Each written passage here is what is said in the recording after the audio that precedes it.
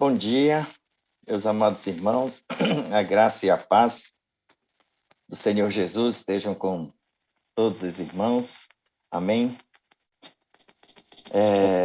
Bom, a mensagem da Palavra de Deus nesta manhã, neste dia, o tema é glorificando a Deus no contexto profissional ou estudantil. Glorificando a Deus no contexto profissional ou estudantil. E, para começar, trago dois textos da Palavra de Deus. O primeiro está em Provérbios 14, 23, que diz: o trabalho árduo produz lucro, mas a conversa fiada leva à pobreza. E o outro é 1 Coríntios 10, 31. Portanto, quer vocês comam, quer bebam, quer façam qualquer outra coisa, façam para a glória de Deus. 1 Coríntios 10, 31. Tem outros textos bíblicos, que eu vou mencionar ao longo da mensagem, mas para a mensagem de hoje, eu também tomei por base outra fonte, que é o livro do autor Tim Keller, ou Timothy Keller, que ele escreveu junto com a Catherine Larry Elsdorf, que é Como Integrar Fé e Trabalho, nossa profissão a serviço do reino de Deus. Então, esse que vocês estão vendo aí na tela, e eu recomendo, viu? Recomendo a leitura deste livro. Eu penso que este livro vai ser de grande utilidade para quem é profissional, está atuando, mas eu já estou aposentado. Não tem problema, ainda tem muita coisa, mesmo aposentado, tem muita coisa para fazer pelo reino de Deus, com certeza. E também quem é estudante, estudante universitário, tá? Olha, é muito bom mesmo. E então eu vou estar trabalhando com os irmãos alguns aspectos alguns tópicos, aqui que eu levantei para que pudesse ser um ponto de discussão. A ideia aqui hoje, é uma pregação, mas não é para fechar a questão, talvez seja mais para lançar perguntas para os irmãos, questões para que os irmãos possam ficar incomodados, Se os irmãos ficarem incomodados depois desta mensagem, então eu penso que o objetivo, foi alcançado, E então, e depois, podem mandar mensagem no privado dizendo assim: não gostei, não concordo, olha, chegou perto de ser um grande erro na interpretação das escrituras, Podem mandar mensagens assim que a gente vai conversando. Mas então vamos lá.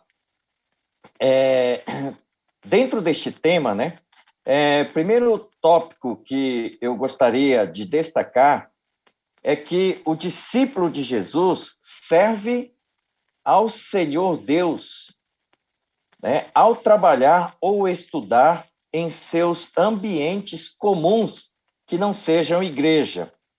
Então, é um equívoco pensar, que se glorifica a Deus apenas em atividades ligadas diretamente à instituição igreja, tais como pregar, tocar, cantar, ensinar na ED, dirigir culto, ou qualquer outra atividade ou programação da igreja.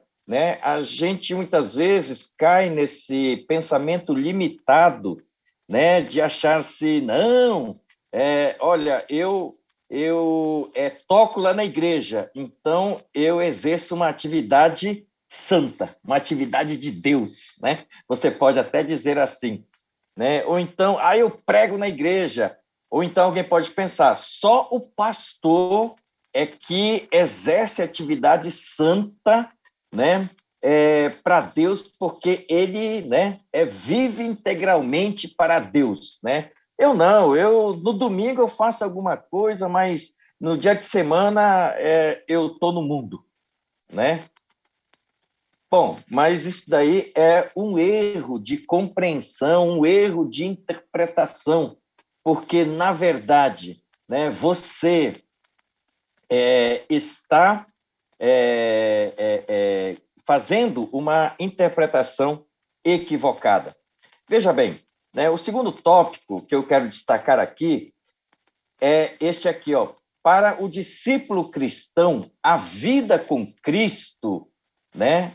A vida com Cristo, que é espírito, alma e corpo, tá? A vida com Cristo é sagrada, pois é a habitação de Deus. Olha só, né? A divisão entre o laico e o sagrado foi feita pelo mundo, né? Mas o cristão deve compreender que tudo o que ele faz se encontra na esfera da santidade, no contexto da criação divina. Não existe dia santo, nem lugar santo, nem trabalho santo, mas sim pessoa santa, isto é, separada pelo sangue de Cristo, para glorificarmos a Deus, que pode estar. Veja, é um local qualquer, e por isso tudo passa a ser santo pelo fato de ser realizado por pessoas santas em Jesus Cristo. Como diz a palavra, quer comais, quer bebais, quer façais qualquer outra coisa. Mas eu trabalho na esteira da fábrica tal. Eu trabalho na oficina mecânica tal. Eu trabalho na área de TI, né? Que santidade há nisso? Não é um trabalho comum? Não, é comum, né? É santo porque é você que está realizando, né? Você que é uma pessoa que é habitação do Espírito Santo. Olha que maravilha, né? Então, coisas santas, obras santas, você não realiza no domingo só. Pelo contrário, você realiza todos os dias.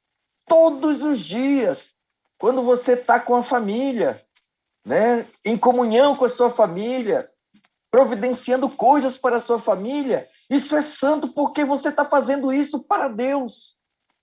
Você está fazendo isso no Senhor. Que maravilha! Olha, mas por que isso? Né? Mas por que isso? Por que isso é santo? Né? Veja, o primeiro versículo que eu destaquei, que foi o versículo de Provérbios 14, 23, né, diz: o trabalho árduo produz lucro. Né? Em outras traduções, diz: em todo trabalho há proveito. Em todo trabalho.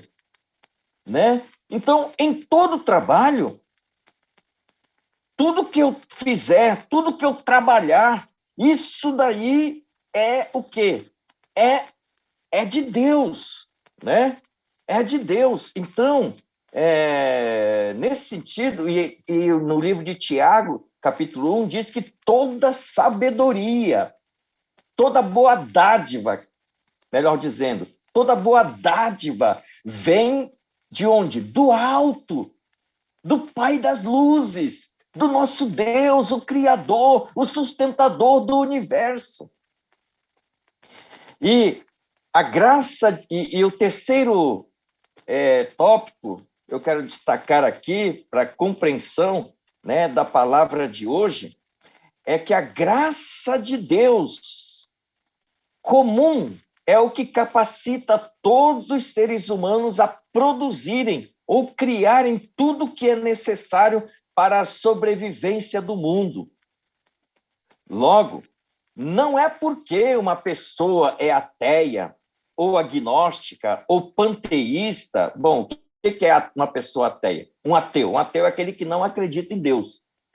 Mas eu vou dizer uma coisa. Ateu só existe no mundo cristão ou pós-cristão, né? Pastor Marcelo, né, Leandro, o Lucas, estávamos conversando ontem, e é exatamente essa colocação, né? O ateu é aquele que nega a existência de Deus, mas qual Deus?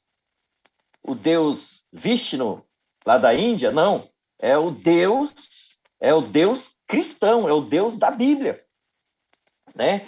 Agnóstico é aquele que né, trabalha com a questão da materialidade, é quase que um ateu, né?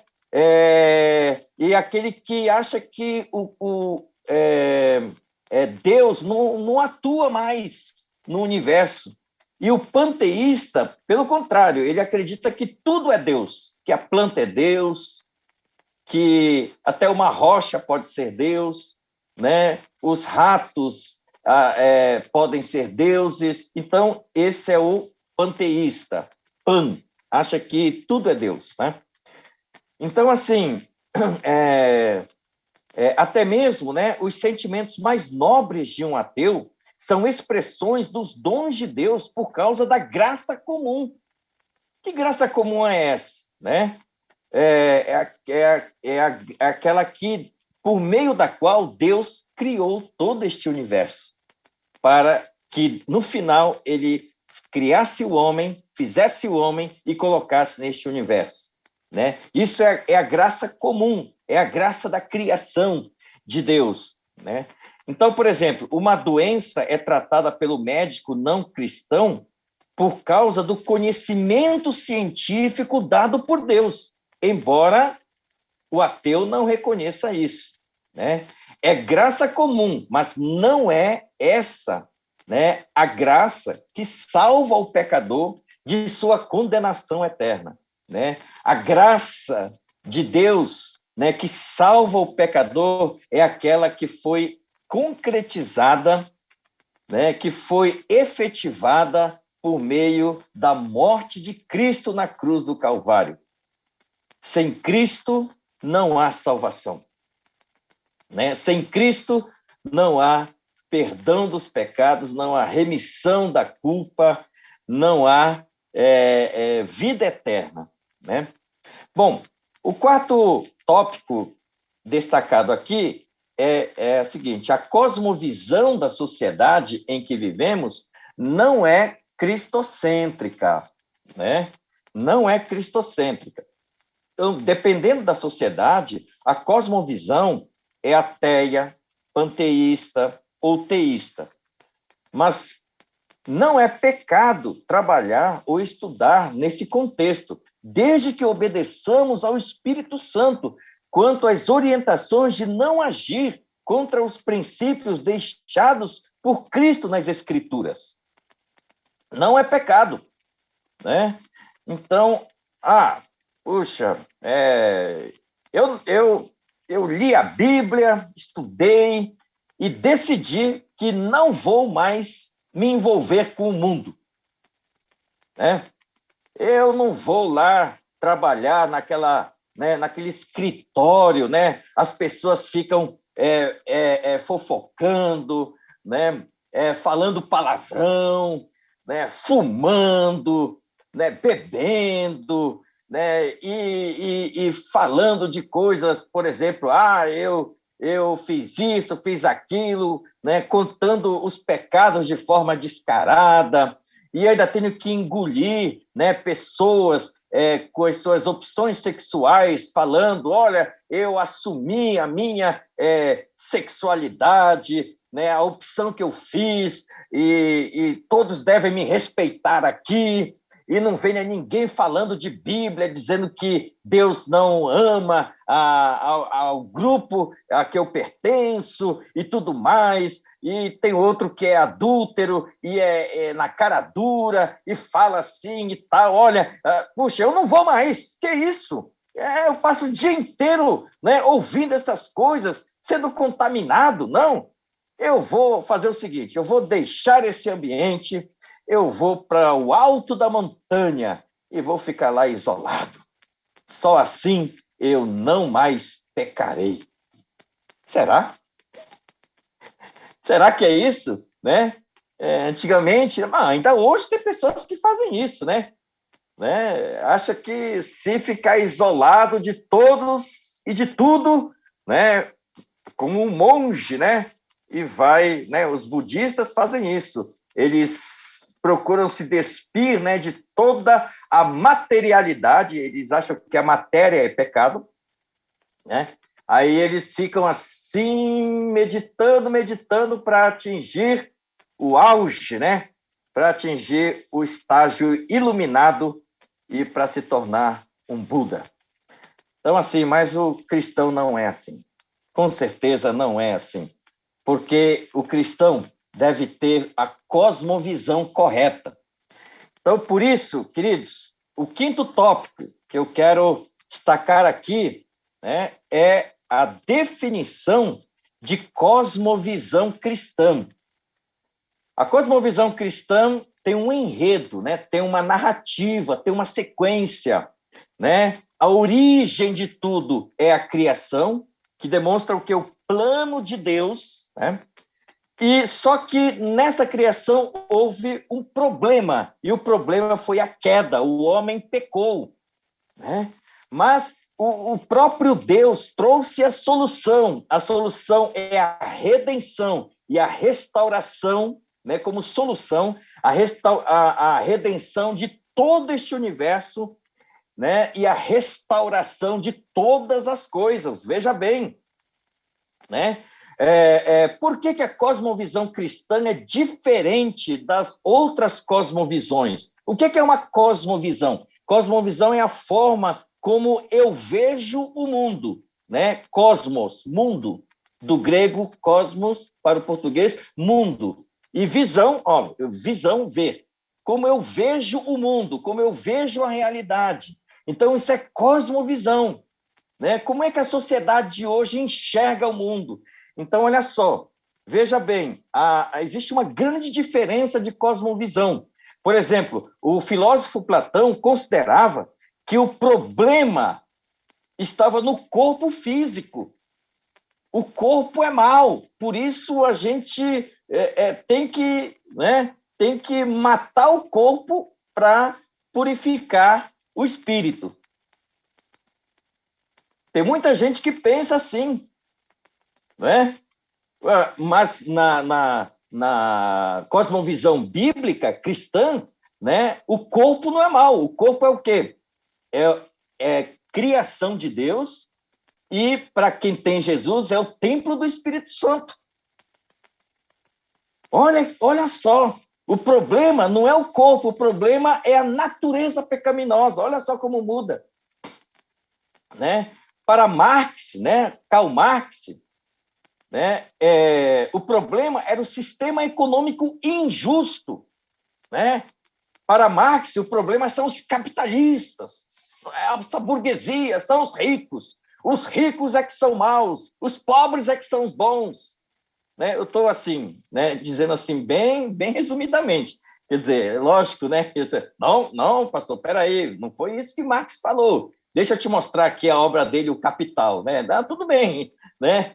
Eu passei 4 anos 4 anos e meio, né, estudando a faculdade de História, então trabalhei bastante com as ideias marxistas, né, e também hoje atuando como professor de História, né, todos os dias eu lido com ideias marxistas, então eu sei que em resumo é isso, né, então essa é ideologia comunista, né, ideologia dos setores de esquerda, tem muita ideologia marxista. Então, assim, o problema, né, o Marx falou, o problema são os poderosos, os que têm dinheiro. Agora, se você tirar esses poderosos, colocar um Estado um Estado popular, né, que obrigue as pessoas a distribuírem suas riquezas, então vai ter solução neste mundo. Não é assim que a Bíblia vê. Não é assim, né? Porque realmente a Bíblia diz que o problema está no pecado, né? E outra coisa, mesma coisa. O problema do Brasil é por causa deste governo. Não, o problema do Brasil é por causa daquele governo anterior. O problema do Brasil era a ditadura, né? Não, não, não. Não, o problema é o coração, né? Mas vamos lá. Para Freud, o problema eram os conflitos inconscientes entre desejo e consciência. Freud até esbarrou um pouco na cosmovisão bíblica, né? Porque a Bíblia diz que o problema do homem está na natureza pecaminosa, né? Mas não esbarrou, mas ainda assim não é a cosmovisão bíblica, né? As ideias de Freud. Para Sartre, né? Jean-Paul Sartre, o filósofo existencialista, era a nossa incapacidade de reconhecer que somos totalmente livres, pois não existem valores objetivos. Para Skinner, era não perceber que somos completamente controlados por nosso ambiente, né? Para o filósofo Konrad Lorenz, era a agressividade inata resultante de nosso passado evolucionário, e assim vai, né? Isso tudo esses pareceres desses filósofos, né? Eu literalmente retirei do livro que mencionei agora, do Tim Keller, tá? Aí você vai falar, então não preciso mais ler o livro, né? Nem vou gastar dinheiro com esse livro, porque, né, o pastor já está aí dando resumo. Não, não, isso aqui é um trecho que eu citei, viu? Né? Essa mensagem está longe de ser um resumo do livro, tá bom? Então, não se contentem com essas citações. Bom, tópico seguinte: orientações práticas para o discípulo glorificar a Deus no trabalho ou no estudo. Agora vamos para um pouco mais de prática aqui, tá certo? Então, você que trabalha no mundo corporativo, que atua, né? Quando a gente fala mundo corporativo, né? Quem atua sabe, não é? Mundo corporativo são as empresas, né? Que você trabalha ali, né, sistematicamente e tudo mais, né? É uma empresa, é uma corporação, você trabalha ali. Então, olha só, o discípulo de Jesus, nesse contexto, ele vai se mover com o princípio do amor de Deus, da ética de Cristo. Por quê? Porque a maioria das pessoas, né, que trabalham no mundo corporativo trabalha com a seguinte mentalidade, né? Dinheiro. Meu negócio é dinheiro. Já outros é o poder. Então, em função do dinheiro e do poder, é que as pessoas se movem no mundo corporativo. Veja, o problema não é o mundo corporativo, o problema não é a empresa, nem o dono da empresa. O problema, né, é a nossa o quê? A nossa natureza pecaminosa. Eu estou vendo que você já está entendendo. O problema é a natureza pecaminosa. Só que a minha natureza pecaminosa e a sua natureza pecaminosa já foi o quê? Já foi transformada pelo Espírito de Deus, de modo que, ainda que nós tenhamos a nossa natureza pecaminosa, mas ela está sendo dominada pelo Espírito Santo. Então, nós vamos atuar como? Né? No poder do Espírito Santo e com uma vida de oração, nós vamos procurar atuar de um modo ético, né? Não vamos mentir, não vamos atuar com desonestidade, não vamos atuar com trapaça.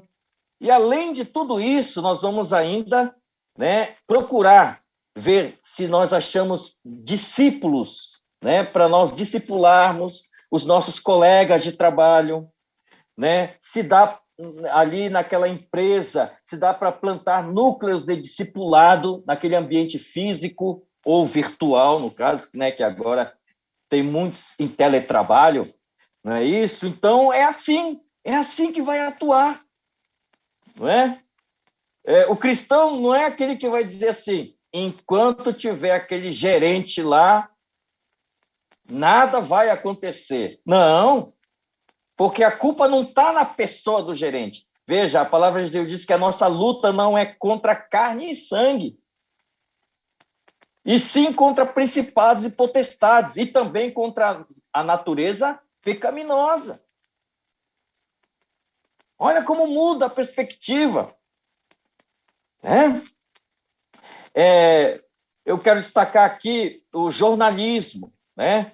Jornalismo, isso aqui é um ponto de discussão muito grande.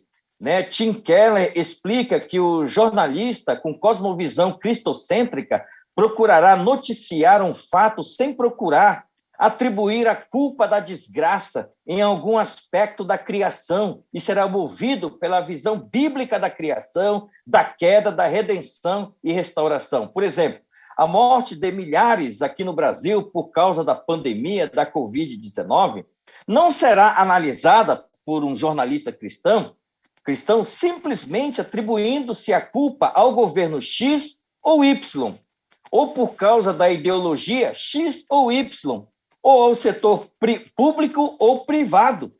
Né? Isso é verdade, que as direções jornalísticas têm as suas orientações ideológicas ou político-partidárias, tanto da direita quanto da esquerda, ou enfatizando aquela ou outra religião, mas é assim que o mundo age. Né? Então, o problema é aquela emissora, né, que as pessoas falam que é lixo, né? Então, se é aquela emissora o problema, então vamos mudar de emissora. Aí você vai para outra emissora, que se diz, por exemplo, que passa muitos programas cristãos. Então, é essa emissora que vai solucionar, né? É o sistema jornalístico dessa emissora que vai solucionar os problemas do Brasil? Não, né? Claro que não.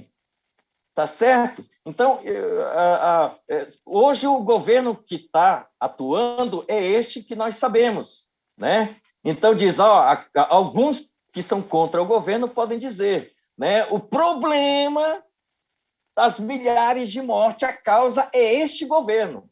Se fosse o outro governo, né? Nós não teríamos tantas mortes assim, né? Mas quem é contra este governo, ou melhor, quem é favorável a este governo vai dizer assim, não, se o outro governo estivesse, seria pior ainda. Olha só, né?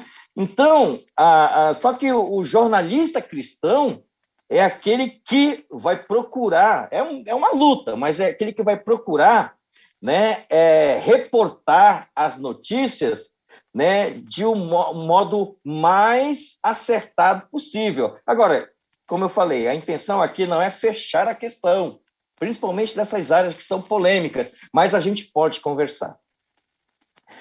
Pessoas que atuam no ensino superior, como é que vai glorificar a Deus? Né? Talvez a área das ciências humanas e sociais seja a que se opõe frontalmente à visão cristocêntrica. Né? Eu posso dizer isso porque eu sou da área de ciências humanas. Né? Eu fiz uma faculdade na área de ciências humanas e filosofia. Tá certo? Algumas pessoas até hoje me perguntam, e naquela época que eu fazia faculdade, as pessoas me perguntavam assim, mas me explica aí, você é cristão, como é que você vai fazer uma faculdade, né? Uma faculdade marxista? Aí eu falei, vamos nessa, vamos lá, né? Eu não vou engolir tudo, não, né? Eu não vou Uma coisa eu posso dizer, queridos, né? Várias coisas que o Marx falou, que ele escreveu, né? São coisas verdadeiras, não de verdade bíblica, mas verdadeiras nos fatos históricos, né? É claro que a visão filosófica de Marx ela não é a mesma da cosmovisão bíblica. A gente já falou isso daí, né? Marx coloca que o problema está nas pessoas, e a Bíblia diz que a nossa luta não é contra as pessoas. As pessoas Deus amou. Deus amou o mundo de tal maneira que deu o seu Filho unigênito, né? Então, saber enxergar aí, né, onde é que está o problema, né, pode realmente fazer com que o cristão não se perca numa faculdade, e principalmente numa faculdade de ciências humanas, né? Voltando, o problema do mundo é o pecado. E mesmo que houvesse uma universidade cristã de ciências humanas, o problema do pecado ainda continuaria existindo, né? Isso é tão verdadeiro que mesmo no contexto da igreja, né, mesmo numa igreja onde todo mundo é santo, né, tem disputa de posições, de ciúmes, né? Tem gente avarento, né? Tem impurezas sexuais, tem tudo quanto é tipo de pecado, queridos. Numa igreja. Pastor peca? Bom, eu pelo menos peco. Né? Continuo pecando. Né? Faço de tudo para não pecar. Mas às vezes acabo relaxando. Mas em nome de Jesus, né? Onde é que está o problema? O problema está em nós, queridos. Né? Por isso, o importante é encarar uma faculdade, né? Uma universidade, como Daniel encarou o reino idólatra da Babilônia. Né? Daniel não foi aquele que disse, o quê? O rei está me chamando para eu ser o conselheiro dele? Ah, não, eu não sou idólatra, né? Eu é que não vou, não, né? Que me prendam, mas eu não vou compactuar com esse reinado. Não, ele falou, está me chamando? Eu vou lá. E o Senhor vai me capacitar. Entendeu? Ainda nesse sentido, né? Numa instituição acadêmica de direção cristã, por exemplo, se tiver uma universidade que a direção seja cristã, haveria, sim, muita oposição e acalorados debates, né? Pois a fé não é adquirida pelos estudantes ou por qualquer outra pessoa por imposição, né? Eu dei aula durante 6 anos no Colégio Batista Brasileiro, né? Aquele que fica ali em Perdizes. A direção daquele colégio é direção cristã, são os batistas, né, da Convenção Batista Brasileira que dirigem aquela escola. É uma escola que já é centenária, tem mais de 100 anos. Né? Então, o colégio, eu dei aula naquele colégio. Queridos, 70% dos alunos, 70%, hein, eram espíritas e ateus. Né? Se tinha 20% de cristãos evangélicos, era muito. Certo? Então, lá tem aula de religião, lá tem aula de tudo, mas os professores ali têm que seguir um currículo. O currículo que vem da Secretaria do Governo. Né? E dentro desse currículo tem o quê? Ideologias, né? Que são o quê? São do mundo, tá certo? Então, e os professores também, não tem só professores cristãos, não tinha só professores cristãos lá. Então, veja, onde é que está o problema? Está aqui, ó, no pecado da humanidade. Porque uma pessoa não se converte por um decreto. a pessoa se converte pelo convencimento do Espírito Santo em amor. Por isso que o reinado de Jesus é um reinado que não vem por força, nem por poder, mas pelo Espírito, diz a palavra. Vem por amor, vem por sacrifício, vem por compaixão, né? Vem para conquistar corações.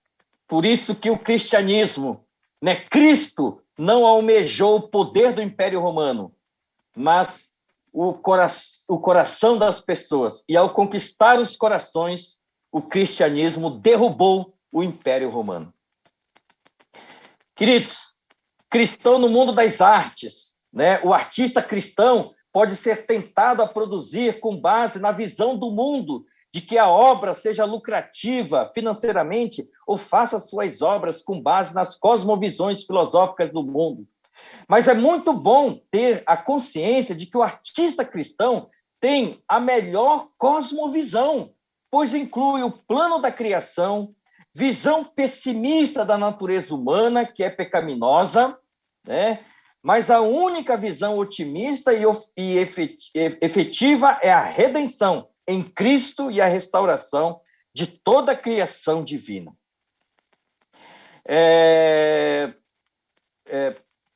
Bom, na medicina, agora eu vou correr um pouquinho, vamos lá. Na medicina, talvez uma das maiores tentações na profissão da medicina é ter na sua lápide escrito a seguinte frase: nasceu homem, morreu médico. Isso aqui não é minha citação, tá? É citação de um médico que era pastor também ali na Inglaterra, já falecido, né? O pastor Martyn Lloyd-Jones, né? Ele é mencionado também na obra do Tim Keller, né? Lloyd-Jones, eu já li algumas obras também do pastor Lloyd-Jones, né?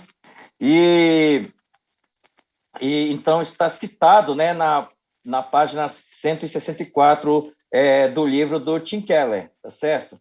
Então, o que está dizendo aí? Que as pessoas que trabalham nas profissões e cuidado, né? No caso, o ministério pastoral, bem como a medicina, né? Ou na área da psicologia, psiquiatria, terapeutas, né? São tentadas, essas pessoas são tentadas a se sentir superiores, porque seu trabalho é bastante nobre, né? É um trabalho bastante nobre, tá certo? E bem exaustivo. Então, o médico ou terapeuta que é discípulo de Cristo precisa estar atento para sempre fazer morrer o eu e carregar a cruz, né? Outra tentação é, com o tempo, ver o paciente como um objeto de diagnóstico e alvo de mecanismo de cura. Esquece de vê-lo como um ser criado por Deus de forma integral, ver o homem como corpo, alma e espírito, que necessita da redenção em Cristo Jesus. Eu quero, neste ponto, reconhecer e parabenizar aos médicos da nossa igreja, os que têm procurado, de fato, exercer a sua profissão como se estivesse fazendo para o Senhor. E testemunhando, sabe? Colocando a sua vida como, encarando a medicina como sacerdócio santo. Que Deus continue sendo glorificado pela tua vida. Que a glória seja de Deus, a honra seja do Pai, mas que você realmente sinta a bênção do Senhor, não para se engrandecer, mas para estar mais motivado ainda e ter as suas forças renovadas. Digo isso, médicos, enfermeiros, terapeutas, ocupacionais, psicólogos, psiquiatras, né? E até os ministros, né, do Senhor aí. Por último, né, glorificar a Deus em qualquer trabalho, mesmo que produza objetos e não esteja ligado diretamente ao relacionamento humano. Olha só a importância disso, né? Veja, os produtos são criados e produzidos por fábricas e comercializadas por comerciantes, são expressões da criação de Deus. pois espelham a obra do Deus que é criador e sustentador do universo. Ele cria, recria, molda, destrói e restaura para que em tudo todos o glorifiquem. Então, se você produz um alimento ou trabalha na produção de uma peça de engrenagem mecânica, saiba que foi Deus que capacitou o homem para fazê-lo, para o proveito na vida normal do ser humano. Né? O problema, como dissemos, é a queda que faz com que o homem faça dos objetos e das coisas ídolos, ao invés de glorificar o Criador. Então, quando você estiver produzindo um alimento, né, sendo ali um gastrônomo, um cozinheiro, né, um mecânico, um artesão, né, fabricante de alguma coisa, ou estiver comercializando algo, saiba que aquilo foi Deus que te capacitou para você produzir aquilo para o bem da humanidade, que é criação de Deus.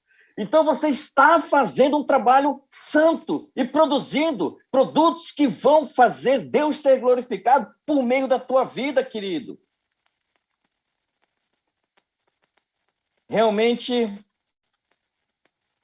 agora eu quero chegar nas considerações finais. Como disse e afirmo novamente, não é uma pregação para fechar a questão, mas para que possa lhe incomodar a buscar a Deus para ser, de fato, um discípulo missionário. É até redundante, né? Porque todo discípulo é um missionário, né? No seu ambiente de trabalho. E aqui eu estou falando, não é que nem o BAN, né? É Business as a Mission, né? Que é empresa ou negócios como uma missão,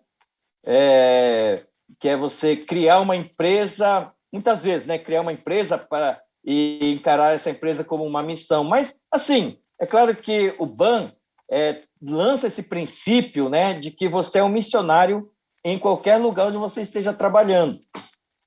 Então, é bem parecido. Então, para tanto, pense nas questões. Quais são os desafios a serem superados na atuação do meu trabalho? Quais são esses desafios? Pense nisso. Outra questão, eu estou atuando conforme um discípulo de Jesus, onde eu trabalho ou estudo? Outra, de que forma devo atuar para que Deus seja glorificado pelas pessoas ao meu redor? Outra, tenho procurado orar para fazer discípulos no meu entorno profissional ou estudantil? Outro, estou preparado ou preparada para expor o Evangelho de Cristo para uma pessoa que já estiver preparada para recebê-lo ou que vier buscar comigo como ser salva?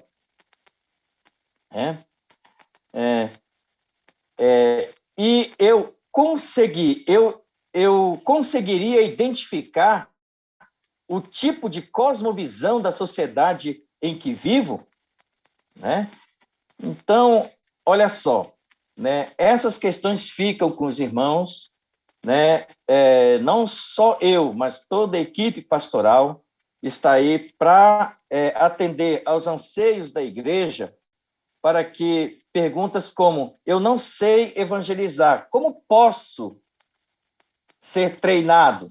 Né? Estamos aí para te ajudar, para realmente equipar os santos, como diz em Efésios 4, né? Que nós estamos aqui na igreja para equipar os santos para o bom desempenho de cada ministério. Amém? Muito obrigado, queridos. Eu quero encerrar com uma oração e a bênção apostólica. Oremos. Senhor nosso Deus, muito obrigado, Pai, pela tua palavra que nos consola, que nos exorta e que edifica a tua igreja.